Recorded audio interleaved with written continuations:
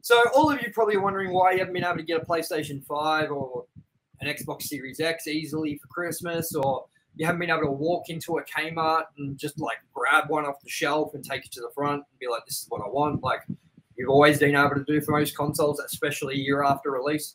And that's because there's actually a shortage of the actual chip. It's called a, I told you the name of the chip the other day. Yeah. It's it's a chip. It's a chip, you know. It's not a Ruffles. It's not a Samboy. It's a definitely not a Dorito. Yeah, I told you when I told you this story the other night. A semiconductor chip. There you go. Yes, it's a semiconductor chip shortage, which basically goes in all phones, consoles, computers, Nintendo Switch, like you name it. These chips go into them. Cars. Apparently, they go into cars. So right now, the whole industry that relies on these semiconductor chips are sort of like churning out as much stock as they can, but it just isn't enough to reach demand, and it won't be for a long time. And what I love about this story, I just love this, is that PlayStation felt the need to address this and let everyone know that things are going back to normal. And they'll be able to find a new console in 2023. So that sounds promising. A bit over a year away. Thank you, Sony, for getting on top of that one. But yeah, this is like affecting the whole industry, and I just wanted to like kind of have a discussion with you about it because you actually brought it up with me and was like, "Why is it so hard to get an Xbox at the moment?" And I was like, "It's a global problem. Literally, it's no one can get one unless you're going to buy scalpers and pay over $1,000 and if you're waiting on one from Sony, apparently they've said that, like, if you go to Maya.com or something and have a look when they're coming, it'll say, like, pre-order now, you can get in line, and they will release consoles between now and, like, you know, in the next 3 months, they're going to release consoles, but it's going to be like 3, 4, so each store, you know, like it's such small product numbers that the people that are pre-ordering, you know, on a long list or backlist. Yeah, like, how did you come across the news about not being able to find an Xbox? Because I know that you've already got one. You got one on launch. I got my PlayStation on launch. And also, I wanted to ask how you managed to secure a pre-order for your Xbox and how much trouble you had and all that sort of stuff. So take it away. Oh, that's a good starting point, and I'm glad I persevered because it was a shit of a day. It was pretty much going to the EB website, and they did it, I think it was 3 or 4 waves across the day. They're going, okay, next pre-sale's up. And the website was just not handling the traffic. It was crazy. Like, the website barely launched. You'd be like, yes, I've got it. You'll put your payment money in, your payment details in. By the time you've done that, the website crashes on you and you lose your spot. It was crazy. And I remember sitting there on the last wave of the day, website kept failing me, and kept failing me again. And I said to one of my friends who recently went through it with PlayStation and the eBay side, he's like, no, just keep going, man. You got this. And pretty much at the very last attempt where I'm like, no, screw this. I'm not getting it. It went through, and it was beautiful. And I'm glad it did with what's happening now. Where'd you get it from? Like, I've got friends at eBay Games. That's so yeah, pretty much. Yeah. It was. I think I was more blessed than anything, especially the way things are at the moment. But, the other thing I find super interesting with Xbox, at least, I don't know how it is with the PlayStation, the dialed back version, but you could walk out and pretty much buy a Series S now because no one wants it. It's a downgrade. I actually want one of those. I actually do want a Series S, to be honest, man, because I don't need an X. I've got the PS5. I don't need all that horsepower. The only reason I want Xbox is for Game Pass, and I'll get that on the Series S, and it'll do the job that I need it to do, as it's not my main platform. So I'm more in the market for a Series S than I am a Series X. But obviously, you know, you're a dedicated Xbox player, so you're going to go the top model, and you have no need to go the sort of cheaper option. The downplay, mate. Well, I mean, that works out for you because everywhere I go, it's pretty consistent you can find one. But yeah, it's I think a lot of people are put off though, like at least the ones that are, like me, that are kind of more dedicated to Xbox. You've got that performance downgrade. Not only there's no disk drive, but it's under spec as well. So yeah. Yeah, well, I'll tell you how I got my PlayStation. So I didn't even know PlayStation 5 orders were live when they were live. I jumped on the internet. I was just doing whatever I normally do on the internet, and I saw an ad saying pre-order now, and I was like, "Oh shit! I better jump on this before I miss out." So I logged on to EB Games. No. I logged on to JB Hi-Fi. No. And I was like, "Oh no, I might have missed the boat on this." And then I logged into Big W, and they had stock left. So I just put the $50 down payment on it and pre-ordered it. And the funny thing about that is, man, that a couple of things funny about this situation is I was just lucky. I was online when it seemed to be that they went live. I happened to just go, I kind of realized that I want to be I want to get the first wave, and I probably should jump on it. I didn't know how quickly it was going to sell out. So it was just good timing for me as well. But the funny thing, I was about to put the whole payment on this console, like pay it off for the pre-order. And I didn't. I just put the $50 down payment on that they were asking and thought I'll worry about it later on. Funnily enough, everyone that pre-ordered it and put all the money on it to buy the thing had their orders cancelled.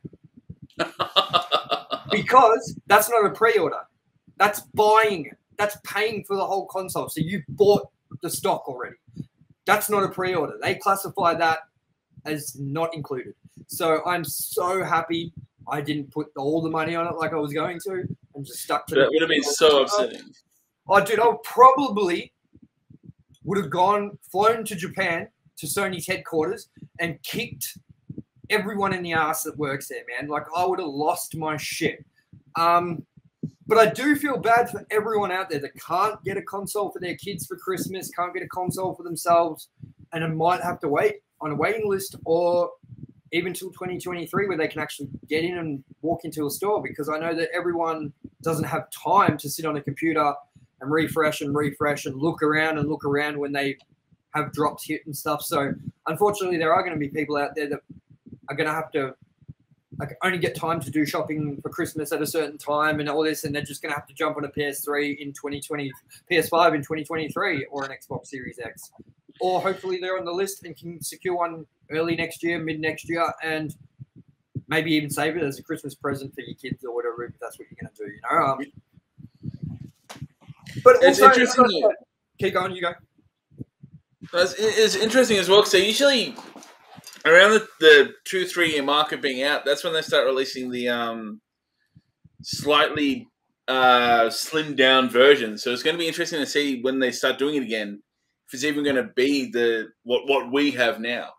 Well, because of this, man, because of this like slow churn out that they've been doing, even though PlayStation have now officially sold more PS5s in this amount of time than they did with PS4s, even though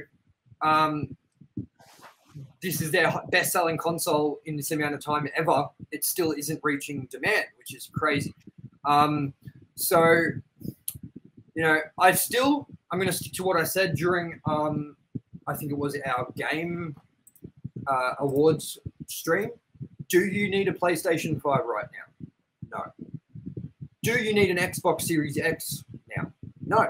Because if you've got a PC, you can play everything that's on Xbox, including Halo, get Game Pass, all those things. So, I mean, that's an easier option right now than to get a Series X and run out and get a Series X. It's much easier to get a PC and Game Pass and do it that way to become part of the Xbox community. And do you need a PlayStation 5 at the moment? No, because the only exclusive games we have on the console are Returnal, Ratchet and Clank, Spider-Man Miles Morales. Actually, no. Let me correct that. Spider-Man Miles Morales is on PS4. So, Ratchet and Clank Returnal. We don't have much else that's exclusive right now. Everything else you can get on PlayStation 4 if you got one already, or PC, or so on. So, unless you're a big-time gamer and you sort of want the sort of life benefit, what would you say? Like, the stuff they've improved on, which is like loading times, like graphic capability, just speed on everything. Like everything's quicker. Quick resume on Xbox Series X. All that stuff. Unless you want the sort of the polished version of the console that you've already got, I'd wait and don't stress about it. Keep buying games for your PS4, your Xbox, your PC, and just when you get one, you get one. Because right now, there isn't anything you're missing out on. Next year, though, when God of War 2 or God of War Ragnarok and Horizon and things like that release, then it's a different story. Then maybe I'd say jump in, get a PS5 while you can, because it's sort of there's things that it's offering that you can't get anywhere else. But right now, it's not a must. And I don't know, how do you feel about it from that perspective as an Xbox player? Definitely, I agree. One of my friends, actually, he, with the whole fiasco, because he's an Xbox player as well, and a PC gamer, he just went, fuck it, and upgraded his PC. He still wants an Xbox, but he made the smart move. He's gone, well, this is probably going to be a little more expensive, but I'm going to have it now. And ultimately, if you're doing it for performance reasons, PC, it is the way to go. If that's what really drives you, the better graphics and everything.